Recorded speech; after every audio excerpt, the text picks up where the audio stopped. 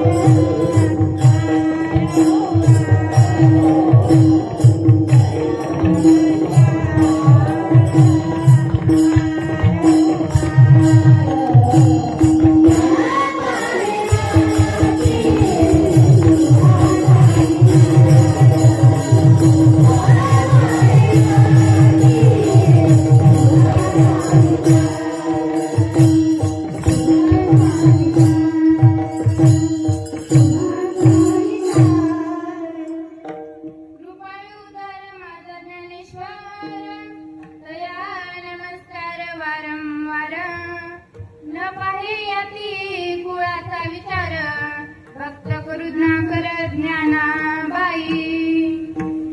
राम म्हणता रामाची होई जे, पदी बैसोनी पदवी घेईजे.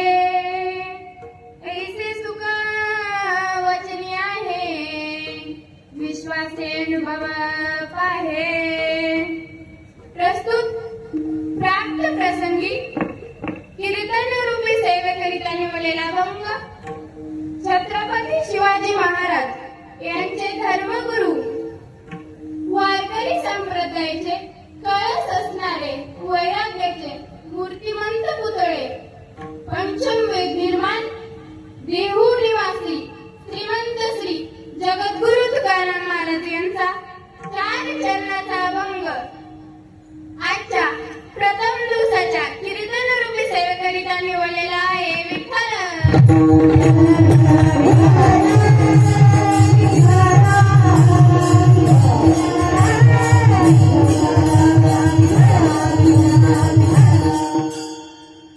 राम म्हटल्यानंतर तुम्ही राम व्हाल, अर्थात हे पद अंतःकरणात बसले पाहिजे. राम म्हणता रामाची होई जे, पदी बैसोनी पदवी घेईजे. असे या वचनात चूक आहे, मात्र याकरिता विश्वासाची गरज आहे.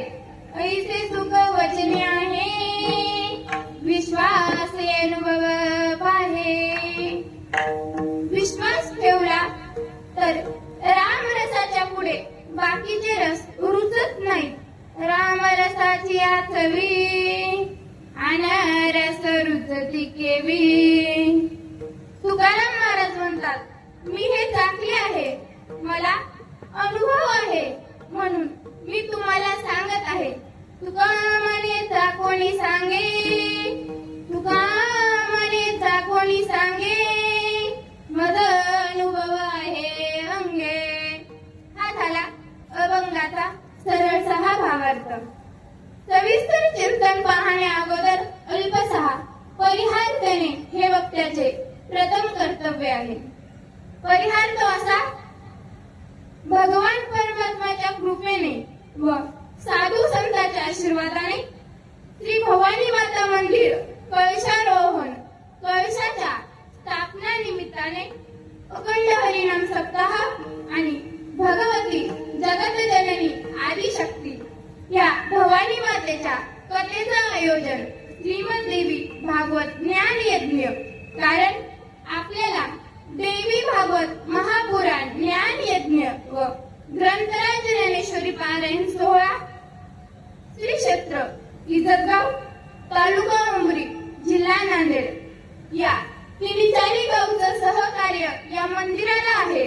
म्हणून आज या ठिकाणी भव्य दिव्य स्वरूपामध्ये हा उत्सव संपन्न होत आहे. या उत्सवामध्ये तन मन धनाने सहकार्य करणारी सर्व मंडळी, त्याचबरोबर बहुसंख्य उपस्थित असणारे महिला वर्ग, इथे आपल्या सर्वांचं कौतुक करावं हे कमी आहे. कारण हा उत्सव शक्तीचा उत्सव आहे, हा उत्सव स्त्रीचा उत्सव आहे, हा उत्सव भगवती जगत जननी भवानी मातेचा उत्सव आहे. कारण विश्व चालवण्यासाठी भगवंताला शक्तीची मदत घ्यावी लागली. कारण शक्तीशिवाय भगवान परमात्म्याचं सृष्टीचं कार्य अपूर्ण आहे. ईश्वर शक्तीशिवाय कार्य करणं अपूर्ण आहे. पहा, काही कार्य करायला सुरुवात करा, त्या प्रत्येक कार्यामध्ये तुम्हाला शक्तीचं स्वरूप पाहायला मिळणार आहे. एक छोटं उदाहरण मी आपल्याला सांगेल. सप्ताह उत्सव आपण करतो, पण त्या सप्ताहामध्ये जी आपल्याला साध्य करायची आहे ती म्हणजे भक्ती. भक्ती म्हणजे स्त्री, भक्ती म्हणजे शक्ती. आपण प्रत्येक गोष्ट करतो आणि त्या प्रत्येक गोष्टीच्या मागे शक्ती आहे. साधा प्रवास करायला निघालो, प्रवास ही कृती आहे, पण त्या प्रवासाचं साधन ही गाडी आहे. गाडी ही शक्ती आहे. जेवण हे क्रिया आहे, परंतु कृतीसाठी भाकर चपाती ही शक्ती आहे. स्त्री शक्ती जीवनामध्ये अत्यंत महत्वाची आहे. जन्माला आलेल्या बाळापासून ते वयोवृद्ध जीवापर्यंत प्रत्येकाला आईची, बहिणीची, स्त्रीची हे जे सगळे रूप आहेत ते शक्ती रूप आहेत. आई भगवती जगत जननी आणि ही शक्ती सगळ्यांना सहकार्य करणारी आहे, सगळ्यांचं हित जपणारी आहे. आणि अशा या भगवती जगत जननी भवानी मातेची आपण उपासना करतो, भक्ती करतो. त्याच आई भवानी मातेला आपण प्रार्थना करू. आई आई भवानी माते, आम्ही हा तुझा उत्सव केलेला आहे, यासाठी आम्ही तुला साथ घालू. दारू गडवे, दारू गडवे, दारू गडवे, दारू गडवे, दारू गडवे, दारू गडवे, दारू गडवे, दारू गडवे, दारू गडवे, दारू गडवे, दारू गडवे, दारू गडवे,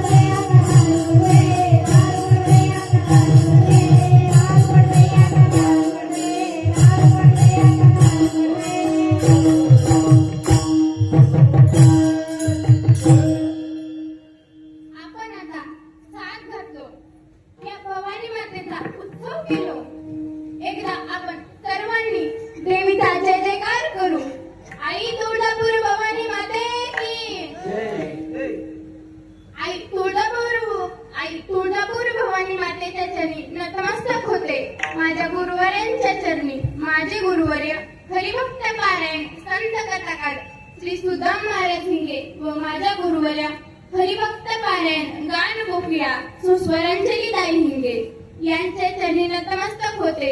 माऊली महावैष्णव ज्ञानोबरायांच्या चरणी नतमस्तक होते.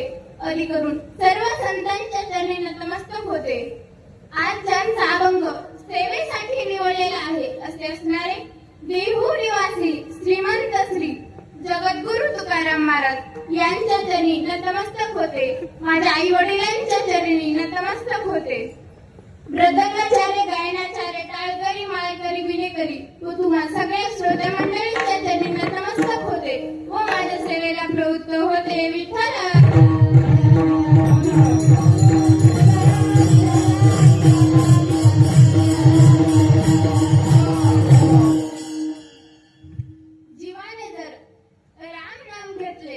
तर तो रामच होईल. राम म्हणजे मर्यादा पुरुषोत्तम आहे. रामासारखा देव नाही, रामासारखा राजा नाही, रामासारखा पुत्र नाही, रामासारखा पती नाही, रामासारखा पिता नाही, रामासारखा बंधू नाही, रामासारखा मित्र नाही, रामासारखा शिष्य नाही आणि रामासारखा शत्रूही नाही. यज्ञ करणे अवघड आहे, दान देणे कठीण आहे, तप करणे सोपे नाही, पण राम म्हणणे सर्वात सोपे आहे. तुका म्हणे सोपे आहे सर्वहुनी,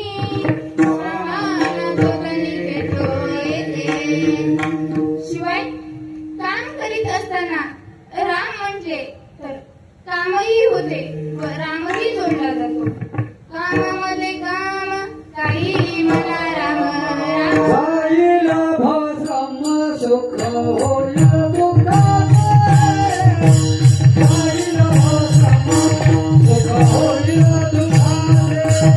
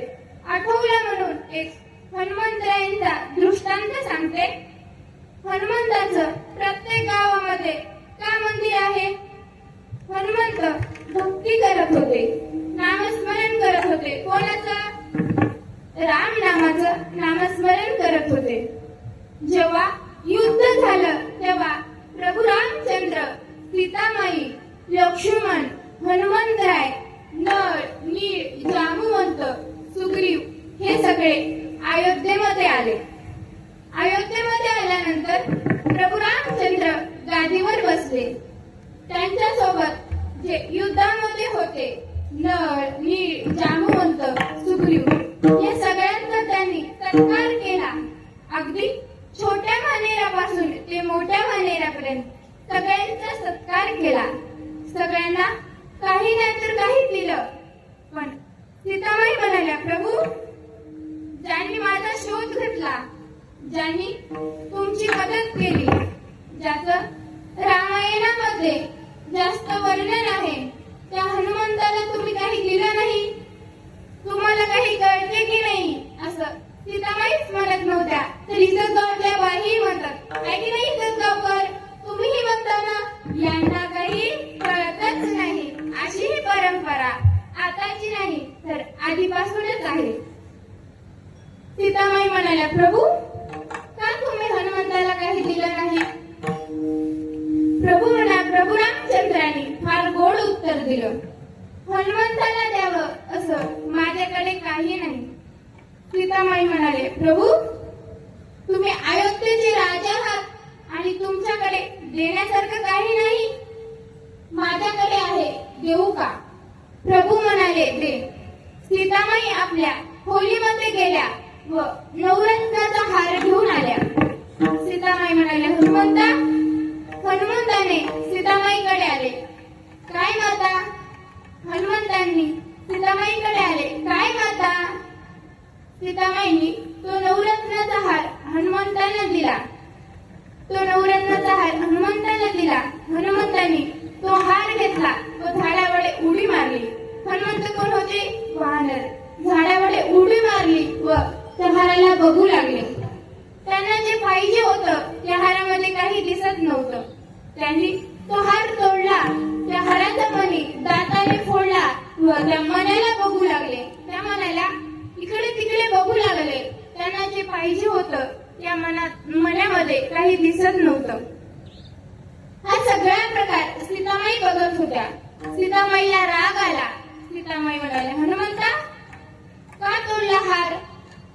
तुला माहिती आहे का त्या एका मण्याची किंमत एका पृथ्वी एवढी आहे. का तोडला हार? म्हणूनच प्रभू तुला काही देत नव्हते. हनुमंत म्हणाले, माते, मला जे पाहिजे होतं ते या हारामध्ये नाही. काय नाही या हारामध्ये? हनुमंत म्हणाले, राम नाम या हारामध्ये कुठेच नाही. सीतामाई रागात होत्या. सीतामाई म्हणाल्या, मग तुझ्यात तर कुठे आहे राम नाम? तेव्हा हनुमंताने रामाचं नाम घेऊन जय श्रीराम असं म्हणून छाती फाडली. तर त्यामध्ये प्रभू रामचंद्र, सीतामाई, लक्ष्मण, हनुमंतराय हे दिसत होते. ही आहे राम नामाची ताकद. कोणतीही क्रिया करताना जर तुम्ही राम म्हटले तर तुमचे शरीर धन्य होईल, किंबहुना तुम्हाला जीवनमुक्त होता येईल. मात्र या पदाची बैठक हृदयामध्ये हवी.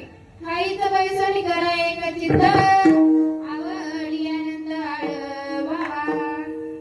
असे नाम घेतले तर राम पदवी प्राप्त होईल. ही जगातील सर्वश्रेष्ठ पदवी आहे. काही पदव्या आपोआप मिळतात. उदाहरणार्थ लग्न झाले की पती पत्नी ही पदवी आपोआप मिळते. काही पदव्या लोकांकडून प्राप्त कराव्या लागतात. उदाहरणार्थ लोकमान्य टिळक, महात्मा गांधी, स्वातंत्र्यवीर सावरकर काही पदव्या मिळवाव्या लागतात. उदाहरणार्थ डॉक्टर, अभियंता, वकील, पोलीस, इंजिनियर अशा पदव्या कष्टाने प्राप्त कराव्या लागतात. या सगळ्या पदव्या तात्पुरत्या आहेत, नाशवंत आहेत. पण राम होणे ही पदवी अविनाशी आहे. मात्र ही पदवी सुद्धा कष्टाने प्राप्त करावी लागते. जगात आपले पद कोणीही देत नाही. सरपंच, आमदार, खासदार, मुख्यमंत्री, किंबहुना इंद्र, ब्रह्मदेव सुद्धा आपले पद देत नाहीत.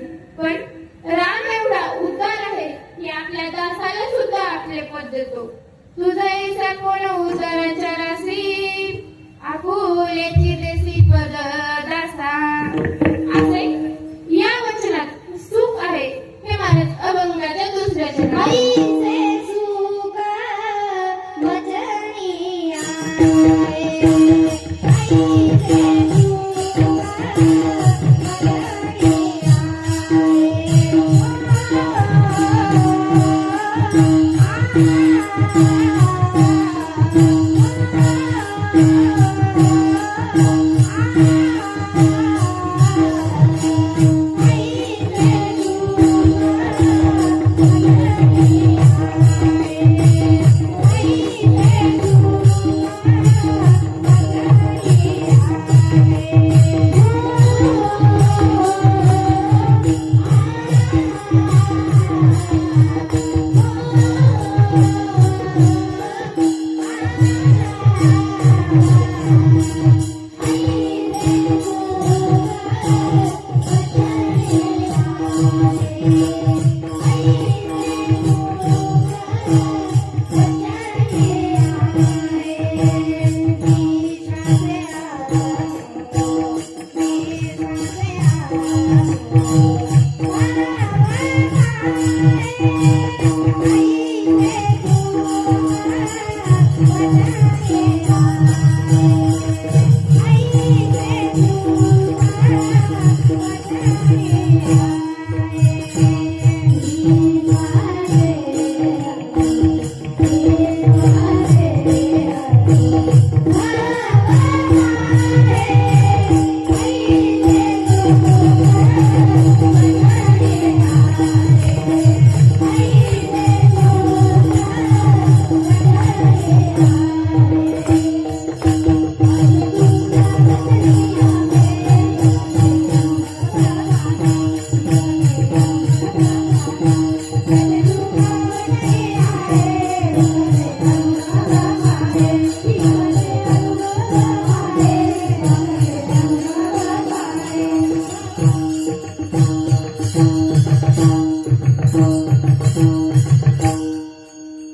ऐसे सुख वचने आहे विश्वासे अनुभव पाहे.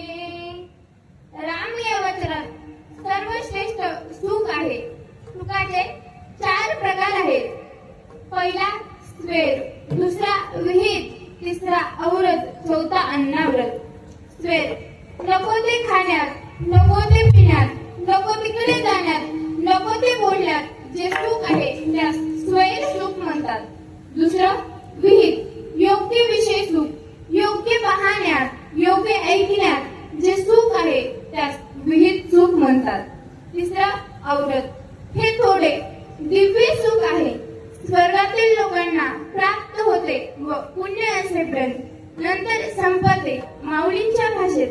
मग दया पुण्याची पावती सरे, सेवेची मित्रपणाची उटी उतरे, आणि येऊ लागती माघारे मृत्यू लोका.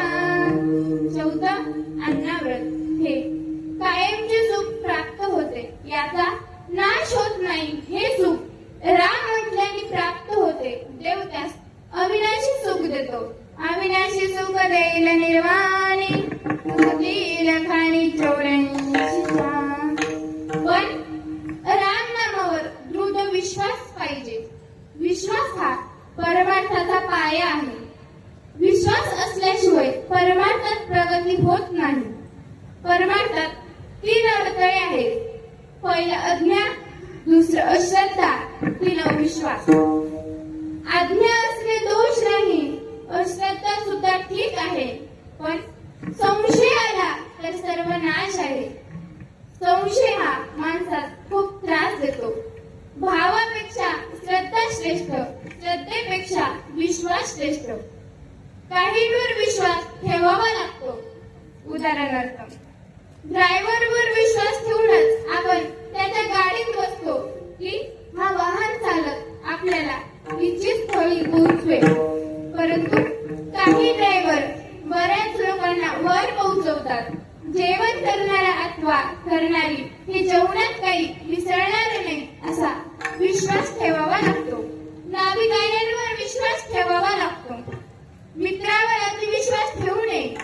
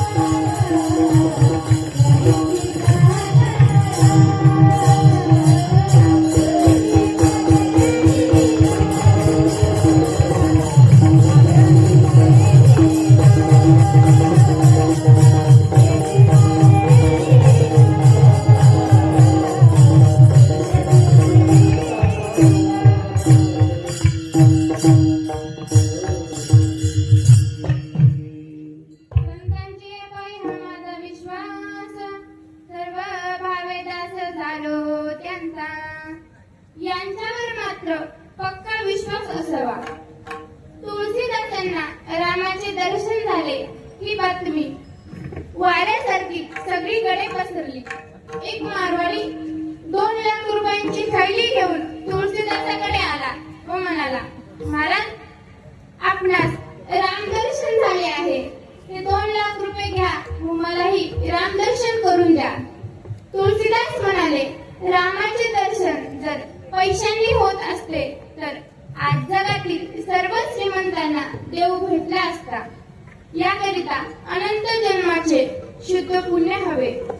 तो मारवाडी म्हणाला, आपणास रामदर्शनच झाले नाही. साधू 12 नाही तर 1200 गावचे पाणी पिलेले असतात. तुळशीदास म्हणाले, तुळशीदास घरामध्ये गेले व एक भाला आणला. तुळशीदास म्हणाले, थांबा. त्याने तो भाला अंगणामध्ये रोवला व तुळशीदास म्हणाले, या पिंपळावर चढा व भाल्यावरून उडी मारा. आपणास रामदर्शन नक्कीच होईल. त्या मारवाड्याने भाल्याकडे पाहिले व म्हणाला, मला मरायचे नाही. तो घाबरला, थैली उचलली व घराकडे निघाला. वाटेत एक योद्धा भेटला. त्याने त्या मारवाड्यास विचारले, आपण कुठे गेला होतात? तो म्हणाला, तुळशीदासांकडे. कशाकरिता? रामदर्शन व्हावे म्हणून. पण त्यांनी एक अट घातली. दारासमोर रोवलेल्या भाल्यावर पिंपळावर चढून 40 फुटावरून उडी मारायची. मी घाबरलो व आलो. तो क्षत्रिय, तो योद्धा तुळशीदासाकडे गेला व म्हणाला, महाराज, या पिंपळावर चढून 40 फुटावरून उडी मारल्यास रामदर्शन होईल का? तुळशीदास म्हणाले, हो, नक्कीच होणार. तो योद्धा झाडावर चढला, रामाचे स्मरण केले, उडी मारणार इतक्यात राम प्रगट झाले. पक्का विश्वास असला तर राम नामाची प्रचिती आल्याशिवाय राहत नाही. विश्वास ठेवला तर तुकाराम महाराज म्हणतात, रामरसाच्या पुढे बाकीचे रस रुचत नाही. हेच महाराज अभंगाच्या 3ऱ्या चरणात.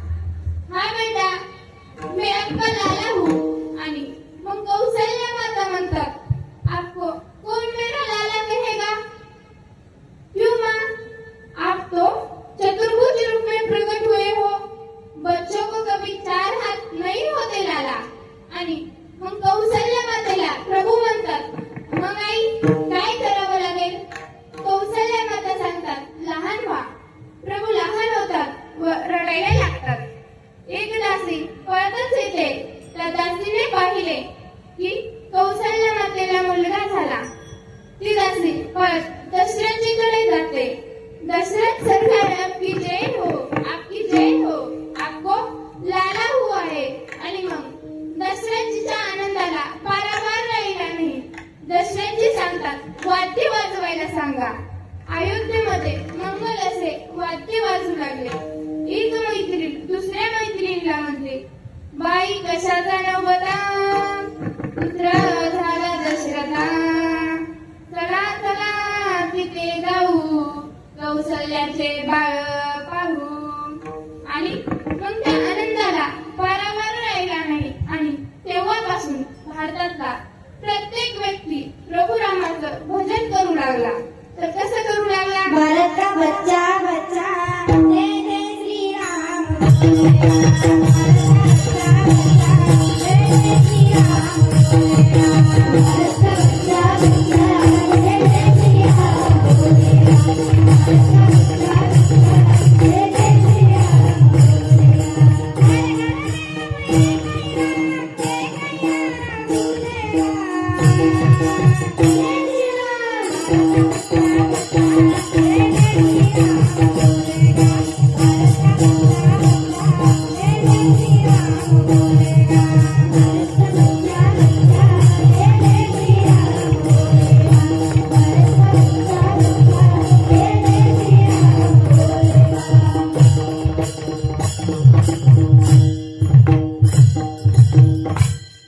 आणि या सगळ्या हिंदूंनी मिळून त्या भगवंताचं, त्या प्रभू रामाचं मंदिर बनवलं.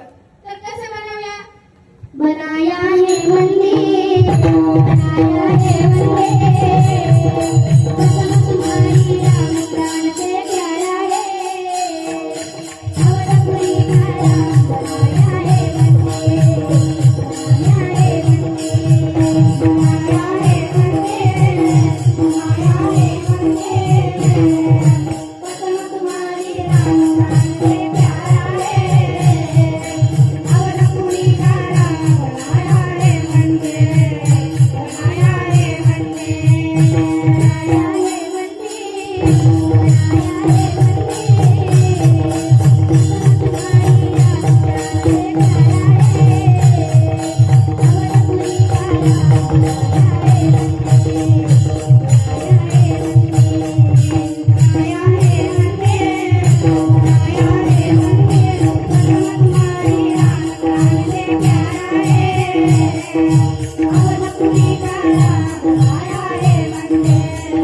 बनाया है मंदिर, बनाया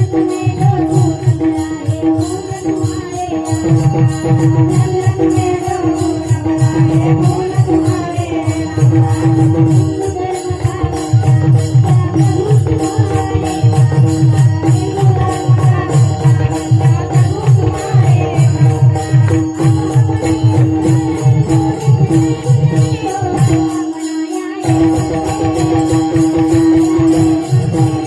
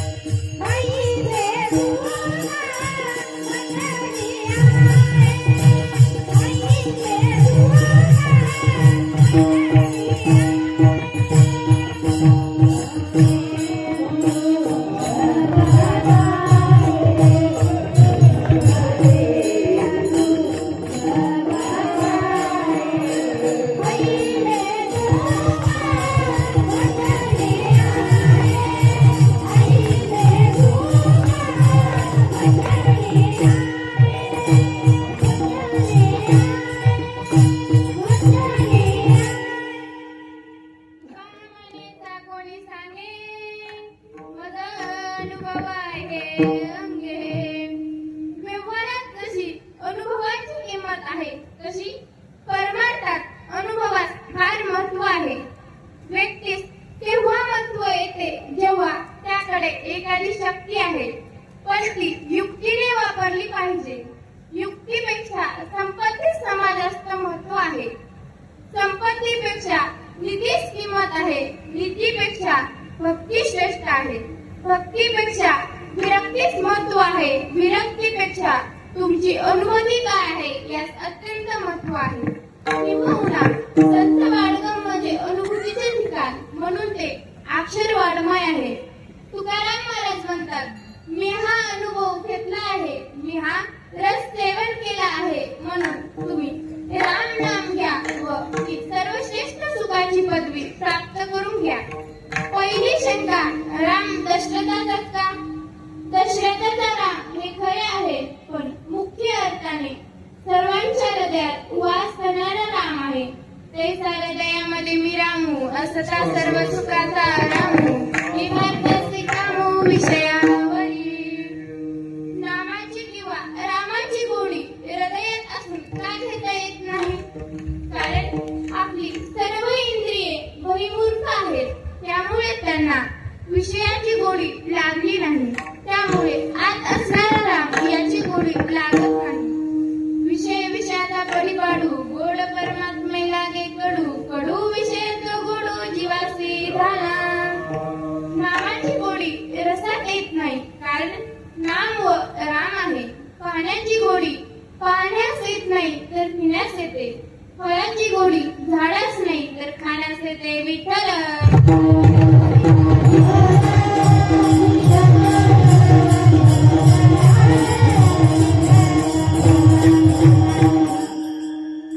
सेतू बांधण्याचे काम चालू असताना नळ, नीळ, जामवंत, सुग्रीव व हनुमंतराय एका दगडावर रा व एका दगडावर म असे नाव टाकून दगड पाण्यात टाकत होते.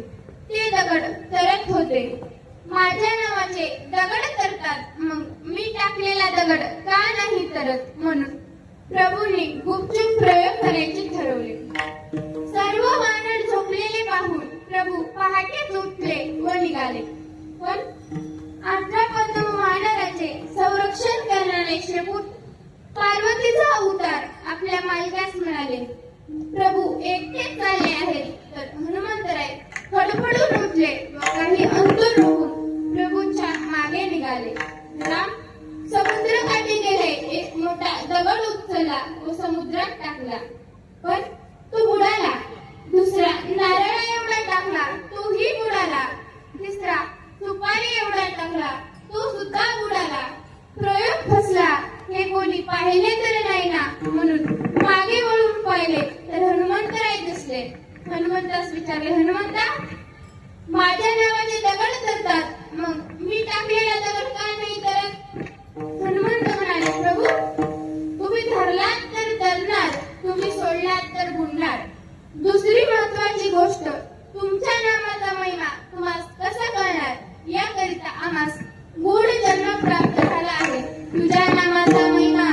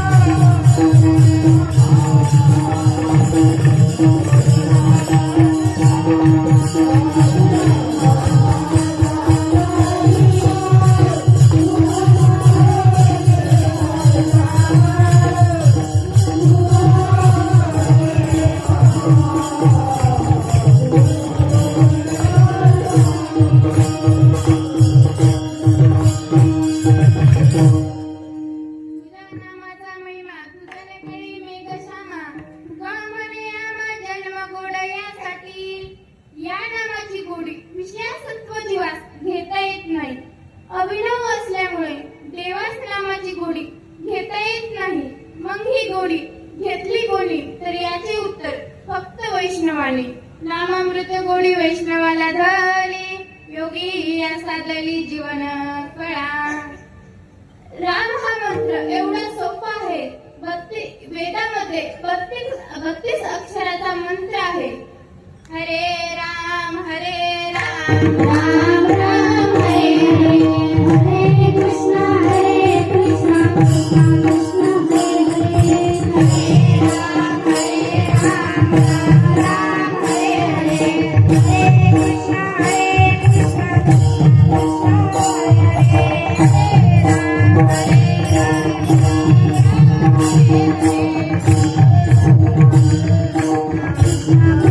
हरे हरे,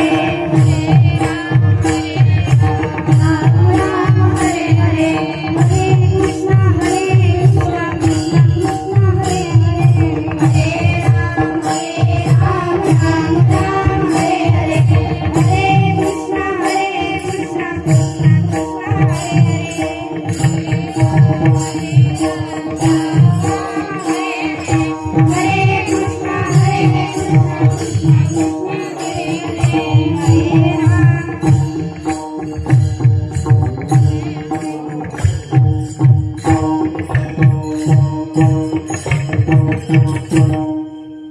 हा मंत्र मोठा होत आहे म्हणून साधू संतांनी तो छोटा केला व 22 अक्षराचा मंत्र समाजासमोर आणला. श्रीकृष्ण गोविंद हरे मुरारी, हे नाथ नारायण वासुदेव. श्रीकृष्ण गोविंद हरे मुरारी, हे नाथ नारायण वासुदेव. श्रीकृष्ण गोविंद हरे मुरारी, हे नाथ नारायण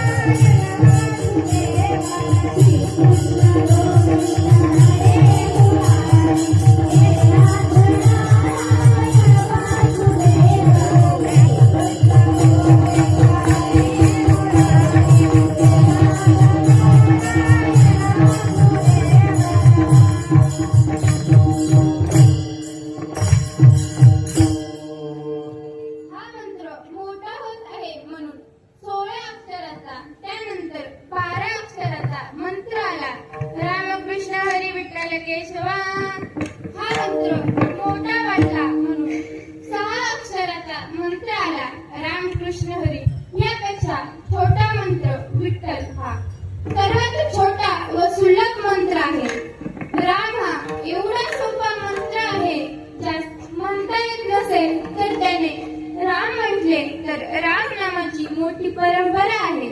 किंबहुना परंपरेने आलेले ज्ञान मंत्र या सांप्रदायिक म्हणतात विठ्ठल.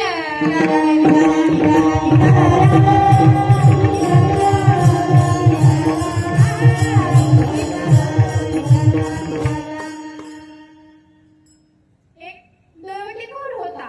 तो लूटमारीचा व्यवसाय करायचा. जंगलामध्ये जायचा आणि जो कोणी वाटसरू दिसेल त्याला मारून टाकायचा आणि कोणाला मारलं की एक खडा रांजणामध्ये टाकायचा. असे त्याचे 7 रांजणे भरले होते आणि त्या मिळालेल्या धनाचा आपल्या परिवारासाठी उदरनिर्वाह करत होता. एके दिवशी तो अरण्यामध्ये गेला. त्याला एक ऋषी भेटला. त्याने त्या ऋषीला विचारले, तुझ्याकडे जेवढं काही सोनं नाणं पैसा असेल ते मला देऊन टाक. त्यावेळेस ते ऋषी म्हणाले, माझ्याकडे हा विना व चिपळे आहेत, हे घे तुला. खोटं बोलू नको, जेवढं काही असेल तेवढं लवकर दे. त्यावेळेस ते ऋषी म्हणाले, तू हे जे पाप करतोयस या पापामध्ये कुणी वाटेकरी आहे का? जा घरी जाऊन विचारून ये. तो म्हणाला, चांगलाच पळायचा मार्ग काढला. हवं तर तू मला या झाडाला बांधून ठेव. तो गृहस्थ त्या ऋषीला झाडाला बांधून ठेवला व घरी निघाला. घरी निघाला. घरी गेला. घरी गेल्यावर सगळ्यात पहिल्यांदा बायकोला विचारले. बायको किचन मध्ये काम करत होती. तिला म्हणाला, तू माझ्या पापामध्ये वाटेकरी आहेस का? ती म्हणाली, शास्त्र असं सांगतं की बायकोच्या पापामध्ये नवरा वाटेकरी असतो, पण तुम्ही म्हणता की माझ्या पापामध्ये वाटेकरी होणार नाही. किचन मधून बाहेर येतो व मुलीच्या मध्ये जातो. मुलगी मेकअप करत असते. तिला म्हणतो, काका एवढा शृंगार करतेस, या शृंगाराचं सामान आणण्यासाठी मला जो पैसा लागतो, तू या पापाच्या पैशामध्ये वाटेकरी आहेस का? ती मुलगी म्हणते, नाही बाबा, तुमचं तर कर्तव्य आहे की आम्हाला लहानाचं मोठं करणं. मी तुमच्या पापामध्ये वाटेकरी नाही. तेव्हा मुलीपासून त्याच्या आईकडे जातो. आईला म्हणतो, आई तू हे जे नवीन नवीन साड्या घालतेस, नाकामध्ये नथ घालतेस, हे सगळं काही आणण्यासाठी जो पैसा लागतो, तू या पापाच्या पैशामध्ये वाटेकरी आहेस का? ती आई म्हणते, अरे बाळा, तू जेव्हा लहान होतास तेव्हा आम्ही तुला सांभाळलं, लहानाचं मोठं केलं. आता तुझं कर्तव्य आहे आम्हाला सांभाळायचं, आमचं पालन पोषण करायचं. मी तुझ्या पापामध्ये वाटेकरी नाही. आईपासून बाबाकडे जातो. बाबा बाहेर आराम खुर्चीवर बसलेले असतात. बाबाला म्हणतो, बाबा तुम्ही आता खुर्चीवर बसलेले आहात. ती खुर्ची आणण्यासाठी जो पैसा लागतो, तुम्ही या पापाच्या पैशामध्ये वाटेकरी आहात का? बाबा सुद्धा नाही म्हणतात. सगळ्या घरामध्ये मुलाला शकतो. मुलगा कधी घरी असतो का? नाही. बाहेर जातो. गेट पाशी त्याला मुलगा दिसतो. काय त्या पोराचा थाट, इस्त्रीचा शर्ट, हातात स्मार्ट वॉच, खिशात आयफोन, चालवायला बुलेट. अरे बाळा, तू जे सगळं काही वापरतोयस, हे सगळं आणण्यासाठी मी जे काम करतो. हो बाबा, माहिती आहे. तुम्ही काय काम करता? अरण्यामध्ये जाता, एखाद्या व्यक्तीला मारता व त्याच्यापासून धन सोनं नाणं पैसा घेता व आमच्या कर्जा भागवता. हो बाळा, पण हे जे सगळं केल्याने पाप होतं. तू या पापामध्ये वाटेकरी आहेस का? तो मुलगा म्हणतो, नाही बाबा, मी तुमच्या पापामध्ये वाटेकरी नाही. त्यावेळेस तो गृहस्थ पळतच जातो व ऋषीमुनीला घडलेला सर्व प्रकार त्या ऋषीमुनींना सांगतो व त्यांच्या चरणावरती लोटामध्ये श्री संताची या माता जनावरी, श्री संताची या माता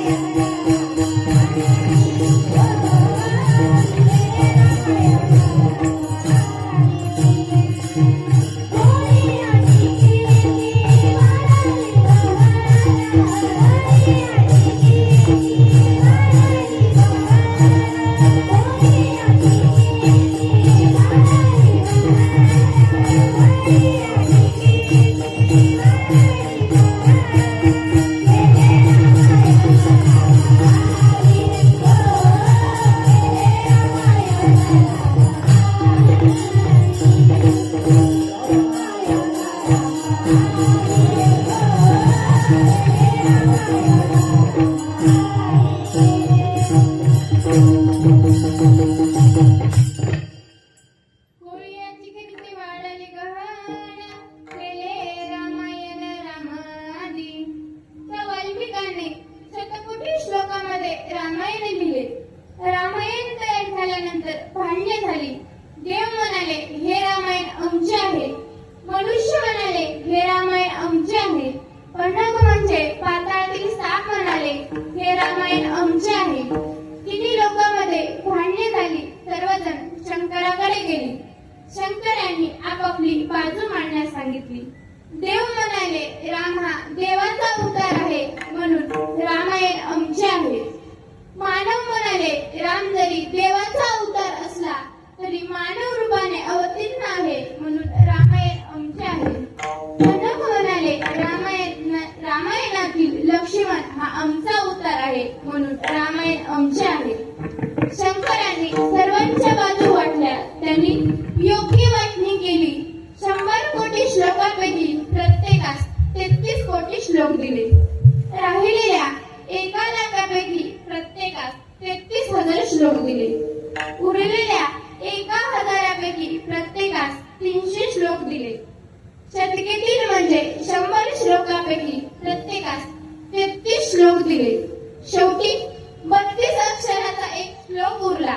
तिघांना 10 अक्षरे वाटली व 2 अक्षरे तिघांना वाटता येत नाहीत, म्हणून शंकराने तिघांच्या अनुमतीने ती 2 अक्षरे आपल्याकडे ठेवली. ही 2 अक्षरे म्हणजे राम नाम. राम हा शंकराचा आवडता मंत्र आहे. विठ्ठल